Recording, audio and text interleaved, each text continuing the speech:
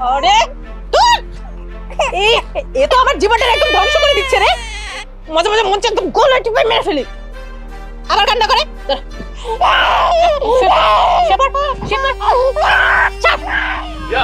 কি করছিস তুমি? হ্যাঁ, মেয়েটাকে মেরে ফেলবো নাকি? হ্যাঁ, মেরে ফেলবো। এর জন্য আমার জীবনে সব সুখ শান্তি নষ্ট হয়ে যাচ্ছে। আমি না পারতেছি একটু নিজের যত্ন নিতে, না পারতেছি একটু সাহায্য করতে। ও সারাক্ষণ ভেবে করে কেঁদেই যাচ্ছে। এই তোমার গলার মধ্যে বিষ কাটার মতন লেগে আছে।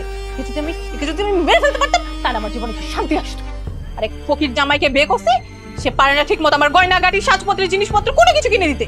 আমি করবোই না এই সংসার। কি বলছিস সব? আরে বাচ্চা একটা মেয়ে, ওর ক্ষুধা লাগছে, দুধ খাওয়ার জন্য কান্না করতেছে। ওকে একটু দুধ খাইয়ে দাও, তাহলে তো হয়ে যায়, তাই না?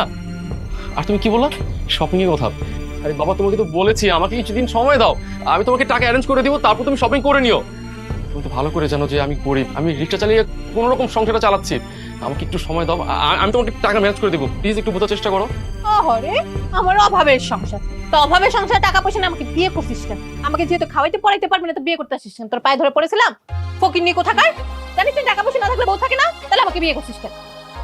আর ওরে দুধ টুধ খাওয়াই আমি আমার ফিগার নষ্ট করতে পারবো না। কি বলছো পাগলের মতো কথা? হ্যাঁ, মানে আমার মেয়েকে দুধ খাওয়ালে তোমার ফিগার নষ্ট হয়ে যাবে? আচ্ছা, আমার সন্তান আগে না তোমার ফিগার আগে, কোনটা?